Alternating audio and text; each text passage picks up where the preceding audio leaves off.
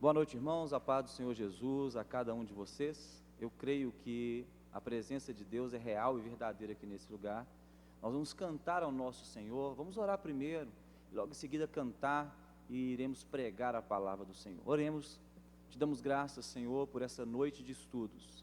Quinta-feira, Deus, tem sido marcado como uma quinta do conhecimento, onde nós temos buscado aprender do Senhor, da Tua palavra e alicerçar-nos de forma que não sejamos enganados, Senhor, como folha seca lançada ao vento.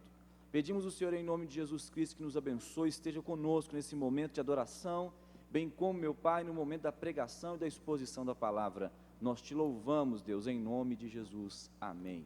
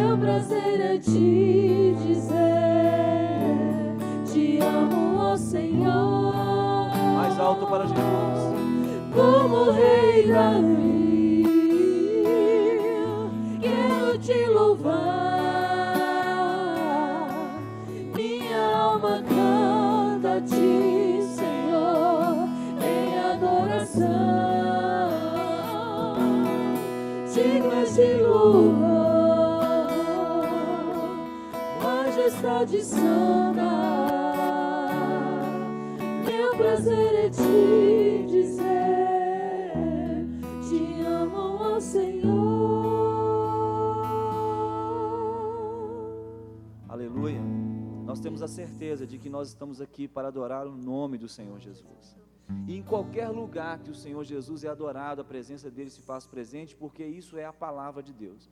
Onde estiver 2 ou 3 reunidos no nome do Senhor, certamente ele estaria no meio deles, e nós cremos que o Senhor está acima de todas as situações da terra. Nós vivemos um momento muito difícil agora, nós estamos aqui na igreja gravando com poucas pessoas, mas sabemos que estamos adorando aquele que vive e reina para sempre. Nós reconhecemos o nome dele, porque ele está acima de tudo e de todos. Tu és Senhor e Rei.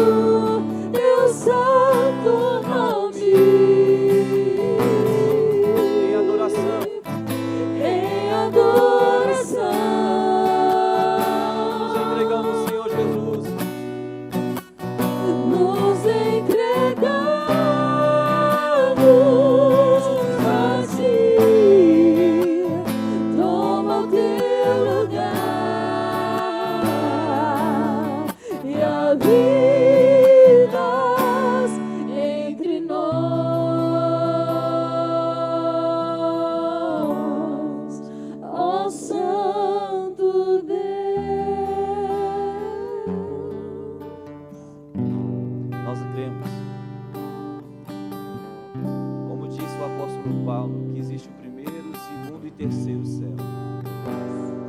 Nós cremos que é lá no alto e sublime trono que o Senhor está, meu Pai.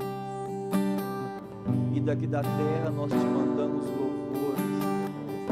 Nós reconhecemos seu nome, Senhor. Nós levantamos o nome do teu Filho amado Jesus. Nós louvamos o teu nome do teu Filho amado Jesus. Nós cremos que tu és santo, Pai. Tu és santo, Senhor Jesus. Tu és santo, Senhor Jesus. Tu és santo, Senhor Jesus. Tu és santo, Senhor Jesus.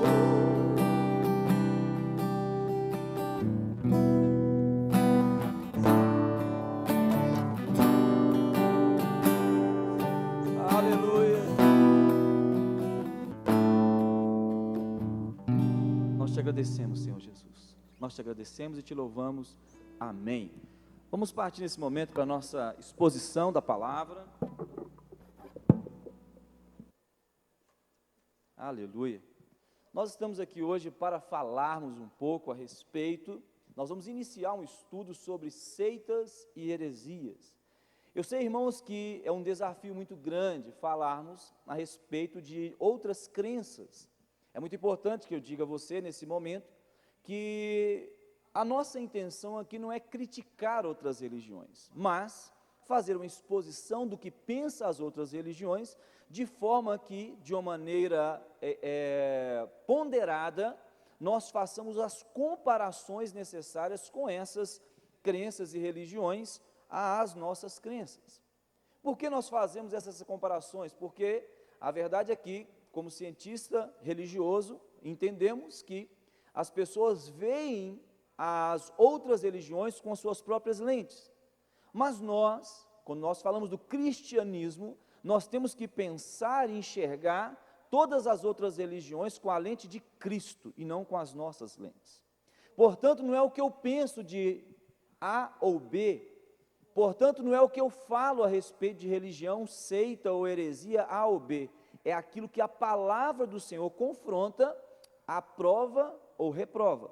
Nada tem a ver com a minha opinião pessoal, mas tem a ver com aquilo que essas crenças, essas religiões apresentam e aquilo que a palavra de Deus diz que é a verdade. Portanto, eu quero falar com vocês um pouquinho a respeito de espiritismo. Eu não sei o quanto você conhece a respeito de espiritismo, mas é importante que você saiba que nós temos hoje no Brasil mais de 4 milhões de seguidores do espiritismo. É bem verdade que quando nós falamos sobre o espiritismo, a ótica aqui basicamente do kardecismo, eu vou explicar depois qual a diferença que se existe no kardecismo, etc., que é considerado uma linha alta do espiritismo, não é isso? Mas eu quero dizer que esses 4 milhões de pessoas simbolizam também pessoas que se dizem católicas. Quando nós vamos fazer um censo, por exemplo, o IBGE vai fazer um censo demográfico a respeito, um censo, me perdoe, de religião, um censo religioso a respeito das religiões, nós vamos perceber que muitas pessoas vão se dizer católicos, espíritas ou espíritas católicos. E, na verdade, o catolicismo, a Igreja de Roma, a Igreja Católica, ela proíbe as práticas de espiritismo. É até interessante um fato como esse. E é importante dizer também que o Brasil, pasmem, é o país mais espírita do mundo. O Brasil é o país mais espírita do mundo, saindo na frente de muitos grandes países, inclusive a França, onde nasce praticamente, é o berço do espiritismo, pelo seu pai, a saber, o chamado Allan Kardec, não é isso? Que é da França, era francês. Mas nós vamos enxergar que o Brasil se tornou uma instalação dos espíritas, até porque existem espíritas famosos aqui, como é o caso, né, que passou Chico Xavier, não é verdade? E segundo a crença do espiritismo, ele pode estar sendo encarnado em qualquer outro tipo de ser. Vamos lá, para apresentar para você algumas outras coisas interessantes também, eu quero dizer que há uma subdivisão no espiritismo. Primeiro que essa é a classe, ou seja, é o espiritismo comum. Dentro do espiritismo comum nós temos a quiromancia, que nós já conhecemos muito, né? As pessoas sabem muito bem a respeito de adivinhação, não é isso mesmo? Temos também a cartomancia. A quiromancia adivinha através das mãos, a cartomancia através das cartas, a grafologia através de escritas, não é verdade? A hidromancia através da água e também a astrologia, que é através dos astros. Você já deve ter percebido algumas pessoas dizendo, joga-se carta, búzios e tarô, não é isso mesmo? São pessoas que utilizam desse espiritismo. Por favor, pode passar para o próximo slide, nós temos mais 4 para apresentar. Olha só, existe também na linha do espiritismo o chamado baixo espiritismo, que mexe com essas coisas que alguns dizem que são mais pesadas, vou dizer assim. Primeira delas, o voodoo. Acho que todo mundo conhece o espiritismo pelo voodoo. É muito comum as pessoas pegarem aqueles bonequinhos e encher de alfinete e dizer que aquilo é um voodoo, representando uma pessoa, é uma linha do espiritismo. O candomblé, que basicamente é uma religião muito forte na Bahia. A Umbanda, que também se mistura com o candomblé e com a quimbanda, que nasce, na verdade, em matrizes africanas, e a macumba. Interessante que se você conversar com o espírita e falar com ele que ele é macumbeiro, ele não aceita, porque quem se diz espírita, geralmente eles estão falando de mesa branca, ou linha mais alta. Passemos, Débora, por favor. O que significa? E significa isso aí, ó, espiritismo científico ou autoespiritismo. Aí nós vamos ter um exemplo muito grande, sobre a Legião da Boa Vontade. A Legião da Boa Vontade, conhecida como LBV, é uma entidade espírita, mas espírita de mesa, espírita de linha branca, ok? Um espiritismo científico. Então, quando eu falar aqui, comentar nessa noite de quinta-feira sobre o espiritismo, eu estarei falando especificamente do espiritismo kardecista, que é o espiritismo de mesa. Vou comentar um pouquinho como ele nasce, quais são suas crenças e assim por diante. Vamos seguir, por favor, querido. Olha só, aquelas meninas ali, são 3 meninas que com elas começa a história do espiritismo, ok? Essas mocinhas ali, elas têm o nome de Kate. Passa mais um, por favor, Débora. Os nomes delas são Margaret e Kate Fox. Essa família Fox, ela data lá de 1847 em Nova York, e começa com essas 2 irmãs. O que acontecia com elas? Elas estavam em casa e escutavam barulhos, sons, e elas pensavam que talvez fossem os ratos, porque a casa onde elas moravam era uma casa infestada de ratos, e fazia-se muito barulho. Mas elas começam então a observar que lençóis começaram a subir. Elas estavam dormindo e o lençol subia, as mesas saíam do lugar, e de repente elas desenvolveram um tipo de comunicação, porque elas entenderam que eram outros espíritos que já haviam morrido, de pessoas mortas, ou seja, espíritos de outros mundos que agora queriam se comunicar com os vivos. Então elas decidem testar esses espíritos e utilizar um método de comunicação onde elas se comunicavam através das batidas. Por exemplo, nós ouvimos aí em filmes, etc., uma batida de sim, 2 batidas significa não, e começaram então a se comunicar com os espíritos. A coisa começou a desenvolver, e quando começa a desenvolver, surge então alguns fenômenos estranhos. Pode passar, em 1847, já comentei, e surgem alguns fenômenos estranhos que começam a alastrar o espiritismo ali na Califórnia. Por quê? Aquela família recebeu muitos jornalistas da época que queriam entender esse fenômeno, a saber, essa comunicação com os espíritos. Então, como essas meninas, ao sentar na mesa, conseguiam fazer comunicação com o mundo além, muitos adeptos começaram a surgir, e o espiritismo cresceu muito na Califórnia em 1847 em diante, ok? Nessa época, operava principalmente ali na Europa e em uma parte dos Estados Unidos, um negócio chamado deísmo, é uma crença errônea a respeito de Deus, que eu vou começar logo à frente, vou explicar logo à frente, mas é importante que vocês saibam que é o deísmo. Riveio, esse é o nome, Leon Riveio, que é o nome de Allan Kardec. Allan Kardec não é o nome dessa pessoa, tá? Ele pegou um pseudônimo, ele precisou fazer isso. Por quê? Porque ele pega o nome de um poeta, um poeta celta, e diz que ele agora é a reencarnação desse poeta celta chamado Allan Kardec. Então, Riveio, Leon Riveio, Ele agora como um dos pais do Espiritismo. Por quê?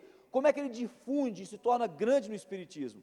Ele era um estudioso, um homem muito inteligente, e é comum você ouvir algumas pessoas dizendo que o Espiritismo é a crença ou a religião dos intelectuais, porque ele pega aqueles fenômenos de batidas, de movimentação de peças, e ele agora começa a estudar esses fenômenos e começa a receber revelações desses espíritos, e eles dizem então que o espiritismo kardecista, ou kardecismo, ele é uma crença de intelectuais, porque não tem nada ali que não foi comprovado, e se foi comprovado, é ciência, mas nada tem a ver com ciência e espiritismo. Por que eu digo isso? Se é espiritismo, já não é ciência, porque tem fé. Onde há fé envolvida, não tem como você trabalhar com a ciência no sentido de matéria acadêmica, ok?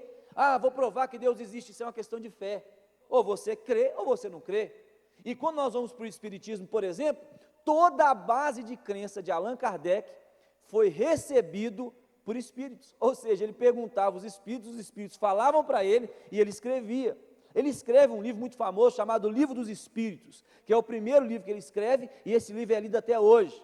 E ele traz algumas revelações. Ele escreveu, na verdade, mais 4 livros depois, tá? Eu vou comentar daqui a pouquinho, esses livros já estão ali. Aquela ali é a imagem, vou colocar aí para você ver legal, o Livro dos Espíritos, ok? É a revelação que Allan Kardec recebe, não de um conceito de crença que ele teve de fé, muito menos de um conceito de ciência que ele comprovou, mas os espíritos falavam para ele, e ele começou a escrever o Livro dos Espíritos. Então pode ele negar muita coisa, mas a Bíblia foi inspirada de certa forma, da mesma maneira, porém, era Deus que falava com os seus profetas, era Deus que inspirava os seus profetas, os escritores da palavra de Deus, e não espíritos vagantes que estavam falando por aí.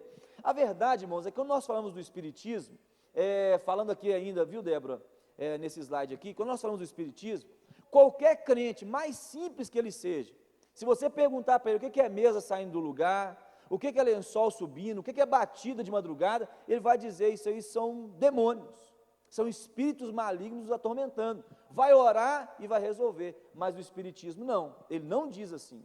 Ele diz que o espírito ou os espíritos não existem demônios, são espíritos bons e maus, e alguns vêm para nos atormentar, outros que estão vagando aqui porque ainda não conseguiram atingir uma perfeição, não estão em outros mundos, depois eu vou falar sobre pluralidade, não estão em outros mundos, então estão tentando se comunicar porque fizeram alguma coisa errada e ficaram travados nesse mundo aqui. Ele escreveu então mais 4 livros, o Livro dos Médiuns, o Evangelho segundo o Espiritismo, Céu e Inferno e Gênesis. Todos esses 4 livros, 5 livros, foram escritos por Allan Kardec, que na verdade era Riveio. Pode passar, por favor?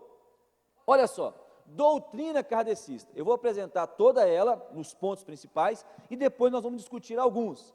Reencarnação, sofrimento, alguns chamam de karma, em outras crenças, pluralidade de mundo, ou seja, vários mundos, caridade, é de onde eles tiram a salvação, a caridade, o deísmo.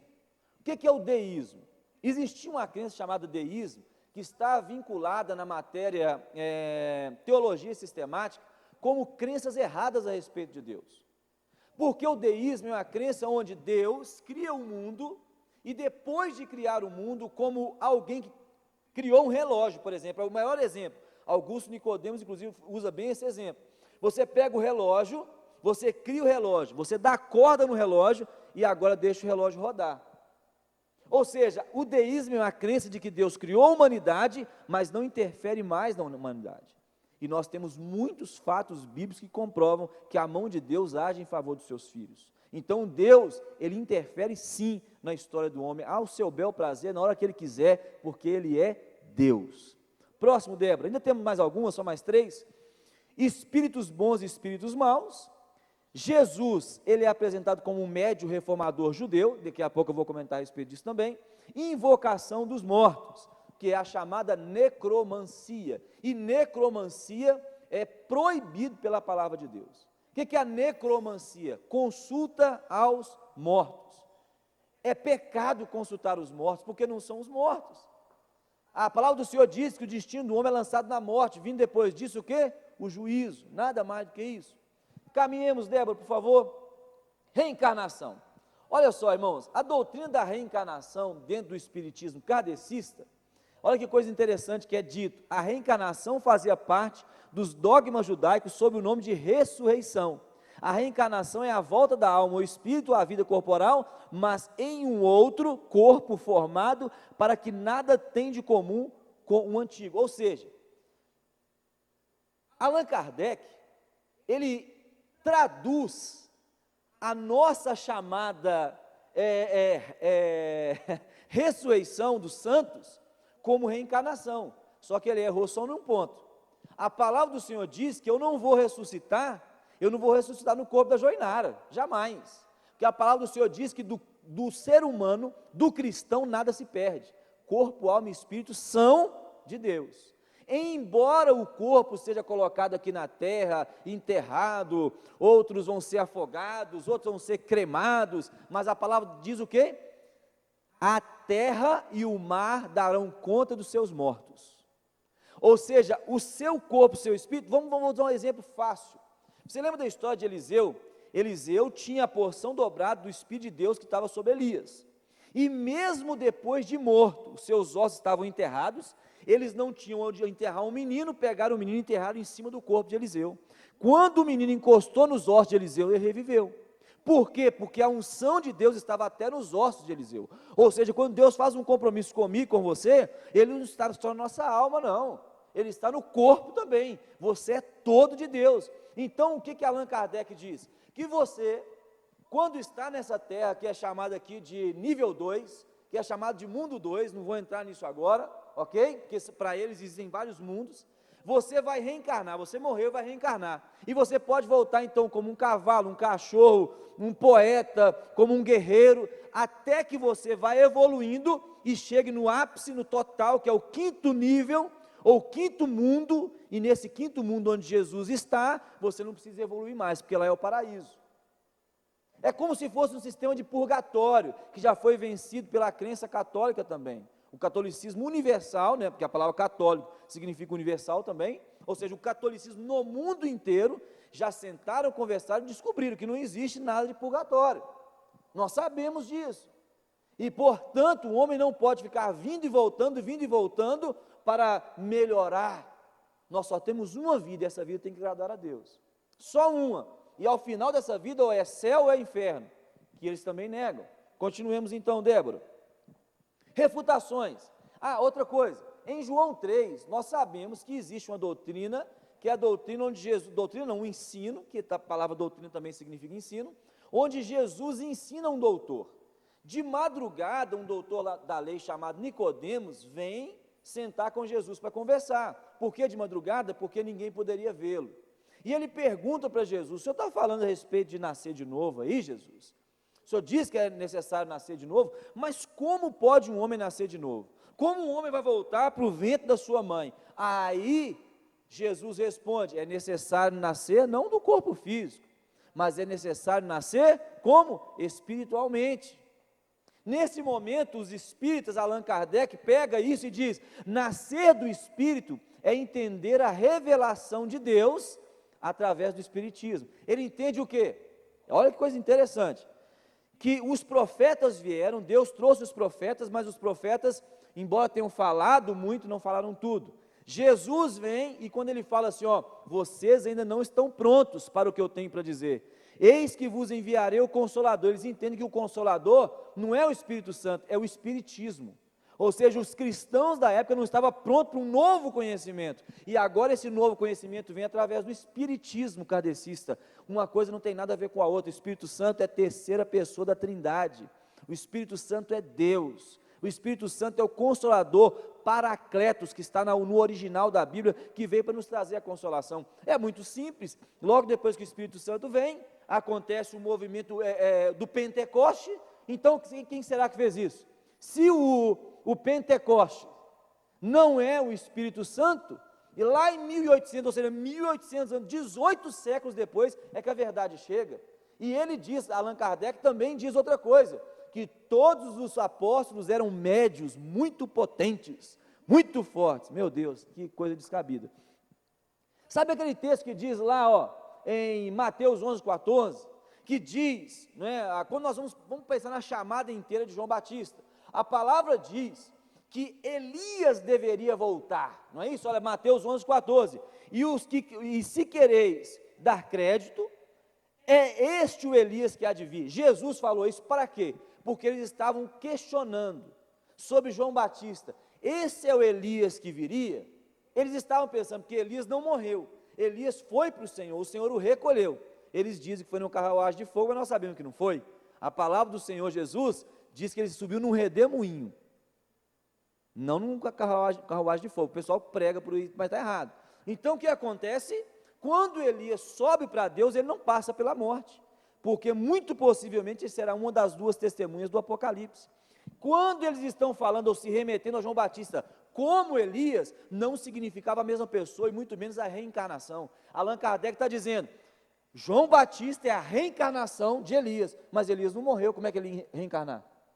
Então, quando João Batista surge, a palavra do Senhor está fazendo a ilusão ao espírito de Elias no seguinte sentido: espírito impetuoso, pregador da verdade, corajoso, homem de fogo, homem com palavra dura, ou seja, isso que significava ter o espírito de Elias, e as pessoas interpretaram na literalidade.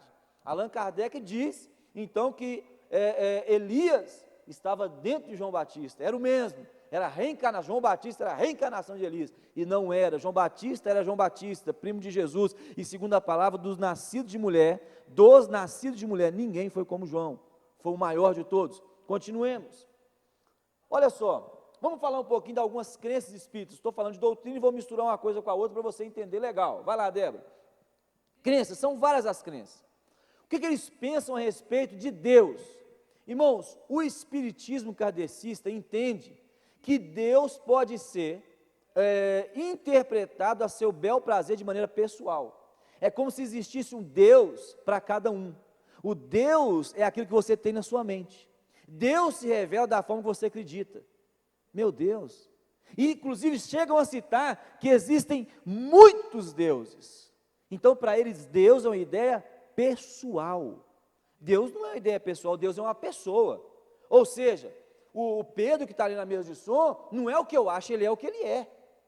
Eu posso até ter uma ideia errada a respeito dele. De repente eu penso, o Pedro não gosta de comer isso, mas de repente ele gosta de comer. Ou seja, ele não é o que eu penso, ele é o que ele é. Deus, a mesma coisa. Deus é uma pessoa, Deus fala, Deus ouve as orações, Deus se manifesta, Deus interfere, Deus dá o seu filho, ou seja, são atributos pessoais. Então Deus não é o que eu penso, Deus é o que Ele é. Eu preciso conhecê-lo para saber exatamente quem Ele é. Segundo, Cristo, ali a saber, Jesus. A palavra Cristo significa ungido. E quem é então o Cristo para o Espiritismo? Para o Espiritismo, Jesus é mais um. É apenas um médium que desenvolveu bastante e hoje está no 5º patamar, no 5º nível de mundo. Nada mais do que isso. Jesus para eles não é o Filho de Deus. Jesus não é o Salvador do mundo, senão um médium bem evoluído. Meu Deus! Se ele dividiu a história, e para eles, inclusive, eles dizem que esse Jesus, o filho de José o carpinteiro, foi para as Arábias, ficou um tempo no Egito, depois retornou e buscou lá um conhecimento do Espiritismo. O que é isso? Pelo contrário, nosso Jesus é o Filho de Deus, nascido de mulher, de uma virgem, a Virgem Maria, aquele que nasceu numa estrebaria, mas hoje assenta à direita de Deus, é todo poderoso, é soberano das nações, é aquele que o Pai lhe deu um nome que está acima de todo nome, e quando eles criticam o nome de Cristo, eles cometem algo muito errado, um pecado muito, muito forte, que Deus tenha misericórdia das pessoas que falam isso a respeito de Jesus. Jesus não é o que eu penso, Jesus é quem Ele é. Outra coisa, a doutrina da expiação de pecados. O Espiritismo zomba da expiação. O que é a expiação de pecados? A palavra expiação significa cobrir ou recobrir. Então, ou seja, quando eu expio um pecado, ou seja, quando Deus me perdoa, eu estou livre da culpa, eles entendem que isso é uma bobagem. O homem, ele veio nessa terra para sofrer, porque ele está pagando pelas outras vidas que ele teve. Então, pagando pelas outras vidas que ele teve lá atrás, ele agora está num processo de evolução, e por isso não precisa de expiação, porque ele tem que sofrer o que ele tem que sofrer. Interessante que o Espiritismo é uma coisa que parece dar resposta para as pessoas, né? Resposta que as pessoas gostam. Ou seja, eu estou sofrendo, não é porque eu tomei uma decisão errada, não é porque eu fui incompetente, não, eu estou sofrendo por quê? Eu estou sofrendo porque eu estou destinado a sofrer, porque em outra vida eu fiz algo errado. Meu Deus, vamos falar um pouquinho então aqui sobre os mundos para você entender. Segundo o Espiritismo, existe um negócio chamado pluralidade de mundos, e o que faz responder uma pergunta que todos nós que pensamos, nos fazemos. Se o Espiritismo trabalha só com a reencarnação, e começa a história com um homem e uma mulher, e agora nós temos 7 bilhões de pessoas no mundo, esses espíritos se multiplicam, como é que eles resolvem essa situação? Eles pensam que existem pluralidade de mundos, ou seja, existe vida fisicamente, não existe, porque a ciência está avançada, a NASA, a Rússia, todo dia está viajando aí, querendo ver outros planetas, e nós não temos vida inteligente.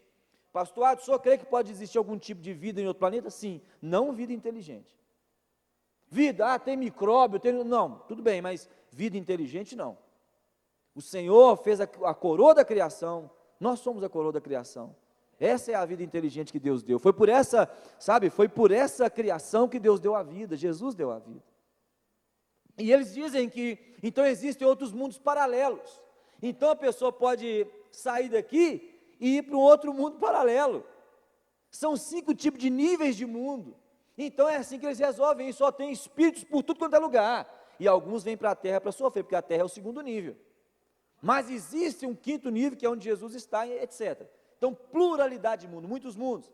A queda, para eles, essa questão da queda é inaceitável, na verdade, né? Para eles nunca houve qualquer tipo de entendimento a respeito da queda do homem, nunca houve. E quando, na verdade, nós sabemos que Satanás caiu da graça, nós sabemos que existem os demônios, nós sabemos que nós, seres humanos, às vezes caímos, pecamos, erramos e precisamos da doutrina da expiação de pecados, pedindo Jesus perdoa-nos todo dia. Continuemos aí dela, por favor. Outra coisa interessante, para eles a igreja, olha, é impossível, segundo o Espiritismo, subsistir juntamente igreja cristã e Espiritismo, porque nós somos contraponto. Irmão, tem muitas pessoas dizendo, não, eu tenho um amigo espírita. Você pode ter um amigo espírita. Agora, se você falar que você e um amigo espírita creem na mesma coisa, é uma coisa que não faz sentido, não tem nada a ver. É água e óleo, não se misturam. O Espiritismo está claramente em contraposição à igreja do Senhor. Outra coisa, a Bíblia para eles, eles não estão nem aí para a Bíblia. Embora eles estudem a Bíblia, eles assumem que nem conhecem muito bem a Bíblia. Eles estudam a Bíblia para quê? Para refutar. Estudam a Bíblia, às vezes, até para zombar de determinados textos. Pastor, não fala assim não, porque eu conheço o Espírito que conhece a Bíblia, dá maior valor em Jesus. Pergunta para ele se Jesus é Senhor. E para mim, particularmente, para eu sentar para discutir com uma pessoa crença, eu não estou falando como cientista religioso, estou falando como pastor. Para eu sentar e conversar com alguém, a primeira pergunta é: você acredita em Jesus? Eu acredito em Jesus, então dá para a gente conversar. Não, Jesus para mim foi um médium. Falei, então não dá, porque toda a minha base de fé está vinculada a Jesus. Não tem como ignorar isso. Jesus, Ele faz toda a diferença para mim. Continuo, o inferno. Irmãos, tudo isso que eu estou falando está embasado em materiais do Espiritismo, e não só da Bíblia, ok? Do cristianismo. Eu tirei essas informações todas de materiais do Espiritismo.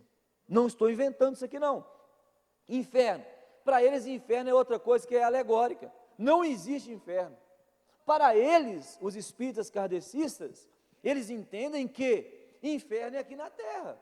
É aqui que você está pagando pelos seus erros, que você sofre, que você, reencarna, que você evolui, é aqui na terra. Não existe inferno. Então, e o céu? Então nós somos para o 5º nível, chegou lá, acabou, lá é o paraíso. Meu Deus, não é isso que a palavra de Deus fala.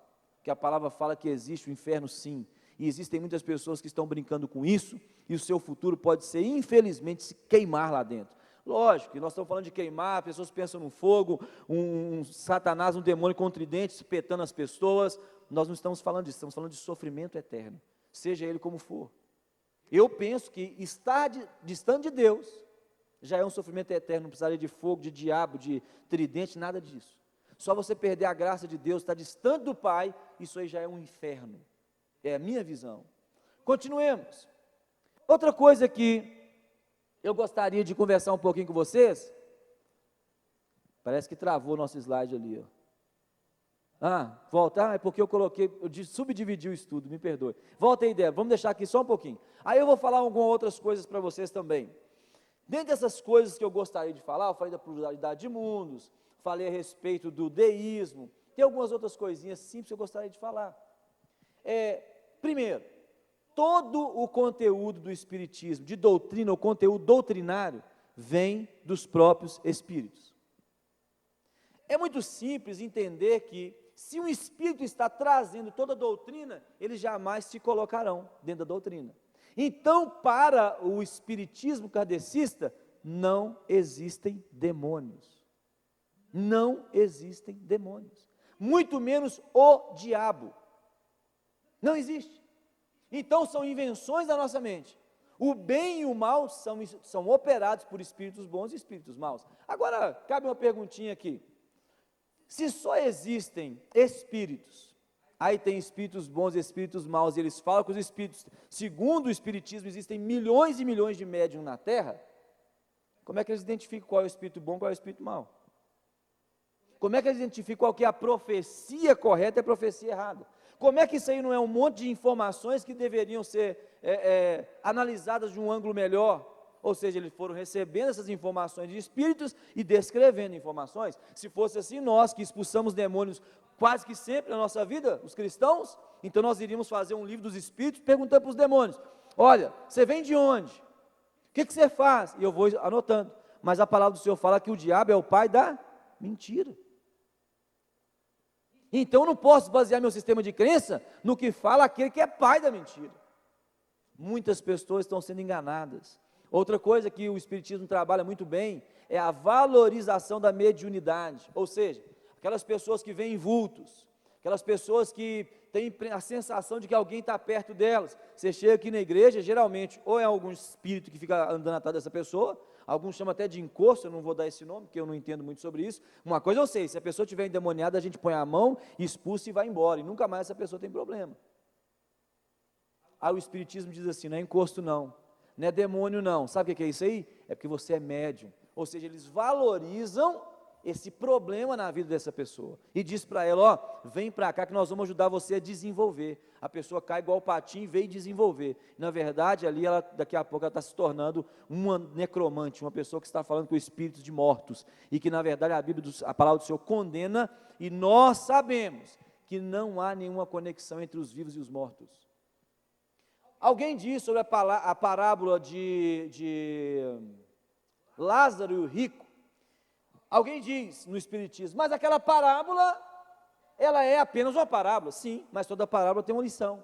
E qual que é a lição daquela parábola? Quem morre distante de Deus, Abraão representando Deus ali, está totalmente em desconexão com aquele que morre perto de Deus.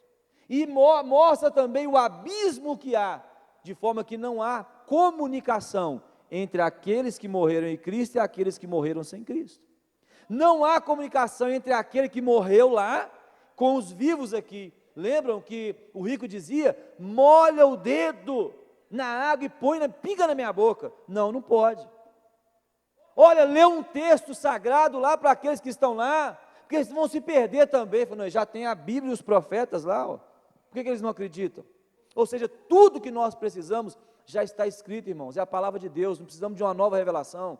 O Espiritismo não é nova revelação para ninguém. O Espiritismo, infelizmente, embora eles façam boas obras, nós temos que admitir, mas a salvação não vem pelas obras, porque Paulo diz assim: a salvação não vem pelas obras para que ninguém se vanglorie delas. Ou seja, se eu faço boas obras, então eu vou ter um bom lugar no céu. Não, a salvação é pela fé por meio da graça. Não tem nada a ver com o que eu mereço, tem a ver com o que o Senhor Jesus Cristo entende que eu mereço. pela sua misericórdia, pela sua graça, pela fé que eu tenho em Jesus. Nada mais do que isso. Então nós não podemos ficar sofrendo, pensando que isso é uma verdade, porque não é uma verdade. Então estou refutando diretamente o Espiritismo. Espiritismo é uma crença errada a respeito da palavra de Deus, a ótica da palavra de Deus. O Espiritismo, então, para nós é uma seita. Por que uma seita? Toda ordem religiosa que pratica heresias, torna-se uma seita. E se nós já identificamos várias desconexões com a palavra de Deus, que é a nossa fonte de inspiração, que é a nossa fonte de crença, então para nós o Espiritismo é uma seita. Nós não podemos pensar que aquela informação doutrinária está certa, porque não está. Isso de acordo com a palavra de Deus. Eu sei que talvez é chocante ouvir isso, mas é necessário ouvir isso. E eu creio que você vai aprender muito nessas quintas-feiras, com esses ensinos que nós vamos dar a respeito de diversas crenças, ou diversas seitas e heresias. Amém? Vamos orar ao Senhor para nós finalizarmos esse momento aqui, ok? E ao finalzinho nós vamos cantar uma canção. Quero chamar aqui minha equipe. Hoje nossa equipe que só tem 3 pessoas, né? Mas é uma equipe maravilhosa, e eu tenho certeza que o Espírito Santo de Deus esteve conosco, e esse conteúdo que está chegando a você, até a sua casa, os seus amigos, será um conteúdo relevante, e certamente essa quinta-feira sua não será mais a mesma não, será uma quinta-feira diferente. Você vai olhar, vai assistir esse material e falar, realmente é isso aí que é a verdade, porque é a verdade. E caso você tenha dúvidas com qualquer um desse material que eu apresentei, esses slides, você pode ir na palavra de Deus, vai na Bíblia e confere, você vai entender que realmente é isso que a palavra do Senhor nos diz. Amém? Oremos. Obrigado, Senhor, porque Tu és bom conosco. Eu creio, Pai, que o Senhor nos ensinou muito nessa noite, através da palavra do Senhor, quando confrontando, meu Pai, outras crenças erradas, seitas, Senhor, que têm praticado heresias, e às vezes até no nome do Senhor, usando personagens bíblicos, usando, Senhor, textos bíblicos de maneira a interpretar de maneira incoerente. Eu te peço em nome de Jesus, abençoa-nos, livra o nosso povo, meu Pai, de ensinos errados, de doutrinas erradas. Nós pedimos a Ti, que a graça e a misericórdia do Senhor esteja sobre nós, amém e amém. Glória a Deus, aleluia, glória a Deus, aleluia. Vamos cantar para o Senhor Jesus aqui nessa.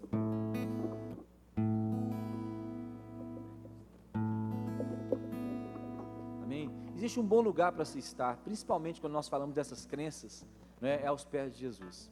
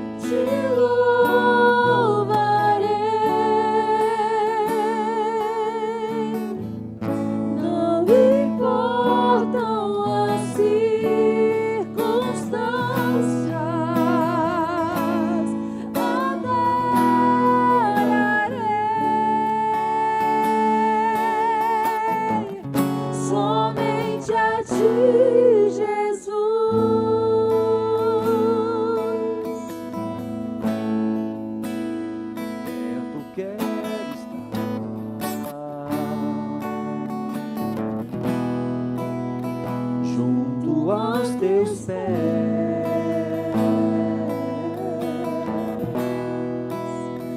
pois prazer maior não há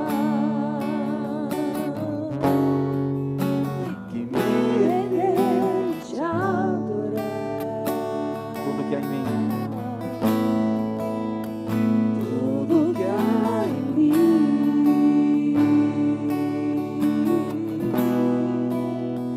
quero te ofertar.